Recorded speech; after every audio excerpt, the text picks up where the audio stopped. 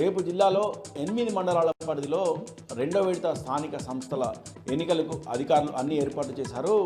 రేపు ఉదయం 7 గంటల నుంచి మధ్యాహ్నం 1 గంట వరకు ఈ ఎన్నికల ప్రక్రియ కొనసాగుతుంది. ఇందుకోసము 8 మండలాల కేంద్రాలలో ఏర్పాటు చేసిన ఎన్నికల సామాగ్రి డిస్ట్రిబ్యూషన్ కేంద్రాలలో ఎన్నికల సిబ్బందికి ఎన్నికల సామాగ్రి అందజేశారు.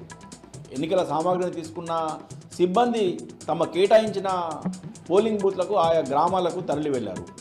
రేపు ఉదయం 8 గంటల నుంచి 1 గంట వరకు జరిగే ఈ ఎన్నికల్లో దాదాపు 156 గ్రామ పంచాయతీకి చెందిన 1,70,000కు పైగా ఓటర్లు తమ ఓటు హక్కును వినియోగించుకున్నారు. జిల్లాలో ప్రశాంత వాతావరణంలో ఎన్నికలు నిర్వహించేందుకు అన్ని ఏర్పాట్లు చేసినట్టు జిల్లా కలెక్టర్ రాజశేష పేర్కొన్నారు. జిల్లా వ్యాప్తంగా కూడా ఎలాంటి అవాంఛనీయ సంఘటన జరగకుండా భారీ బందోబస్తు ఏర్పాటు చేసినట్టు జిల్లా ఎస్పీ అఖిల్ మహాజన్ పేర్కొన్నారు. ఇక మరో వార్త విషయానికి వస్తే జిల్లాలో సోయా పంటను వెంటనే కొనుగోలు చేయాలని డిమాండ్ చేస్తూ బోత్ మండల కేంద్రంలో సోయా పండించిన రైతులు రోడ్డెక్కారు. దాదాపు 2 గంటల పాటు రోడ్డుపై బైఠాయించారు. గత వారం రోజులుగా తాము సోయా పంటను అమ్ముకోలేక రోడ్డున పడ్డామని సోయా పండించిన రైతులు ఆవేదన వ్యక్తం చేశారు. రైతులు చేపట్టిన ఆందోళనకు బీఆర్ఎస్ పార్టీ సంపూర్ణ మద్దతు ప్రకటించింది.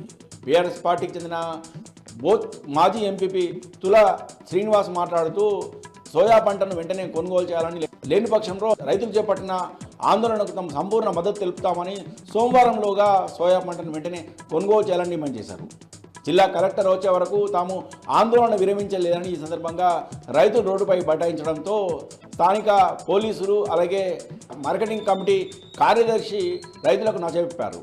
ఇప్పటికైనా వెంటనే సోయా పంట కొనుగోలును ప్రారంభించాలని, లేని పక్షంలో తమ ఆందోళనను మరింత ఉధృతం చేస్తామని హెచ్చరించారు.